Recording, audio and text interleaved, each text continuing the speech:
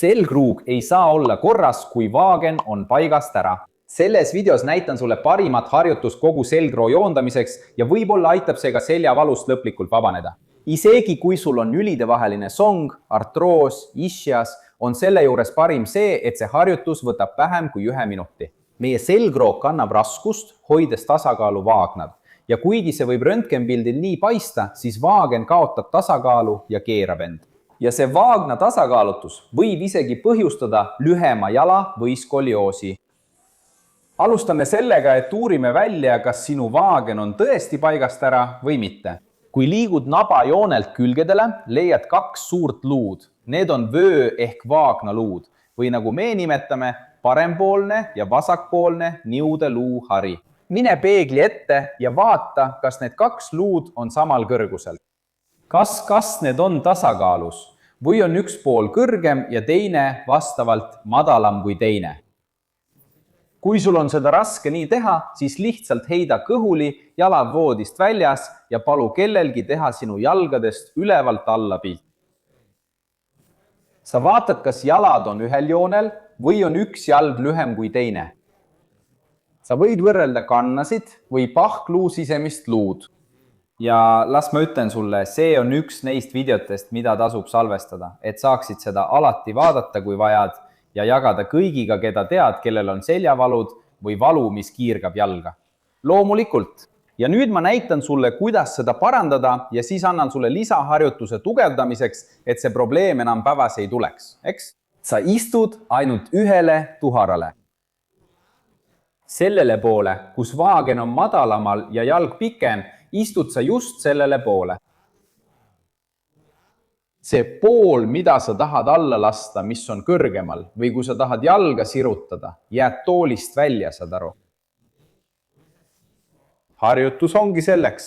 Madalam pool toetub toolile ja kõrgemat poolt hakkad venitama. Eks? Ma arvan, et selle pildiga on meil lihtne meelde jätta. Ma pööran end külje peale, et sa näeksid harjutust korralikult. Istusin ainult 1 tuhara poolega.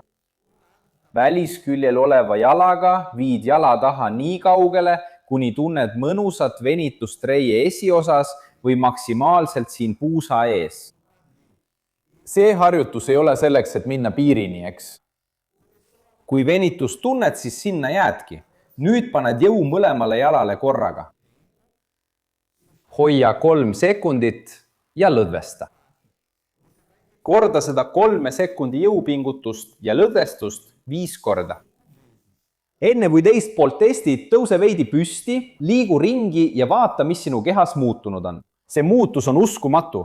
Tundub nagu vaagnasse oleks määret pandud, kogu selg justkui lõdvestud. Ja kui sa tahad veelgi rohkem paraneda, siis mul on sulle 2 nädala pikkune lihtsate harjutuste programm, mida saad kodus teha ja iga päev oma selga paremaks muuta. Ma jätan selle programmi lingi video kirjeldusse. Ma jätan selle programmi lingi ka kinnitatud kommentaari. Enamik inimesi peab seda harjutust tegema ainult ühel pool, aga sa võid proovida ja vaadata, mis juhtub, kui teed harjutust ka teisel pool. Kui see toob sulle kergenduse, kerguse ja heaolu tunde, siis su keha vajab seda liigutust mõlemal pool. Ah jumal küll, kui piinlik. Ja nüüd vajad sa luuda või keppi, et tugevdada kõiki lihaseid, mis tasakaalustavad vaagmat ja aitavad sul selgroogu toetada. Toeta kepp keha ühele poolele, tõsta selle poole jalg üles ja aeglaselt ilma kiirustamata nii kaugele, kui valu ei teki, vii puus kepist eemale ja too tagasi.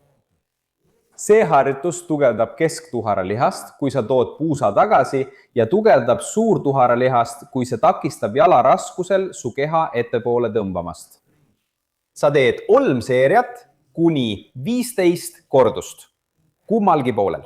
Ja kui sa tunned valu ühel pool selgroo kõrval või valu kiirgab ühte jalga, siis vaata seda videot, kus ma räägin, et see võib olla parempoolne valu ja seda videot, kus ma räägin, et see võib olla vasakpoolne valu. Ma lõpetan praegu. Suur kallistus ja järgmise korrani.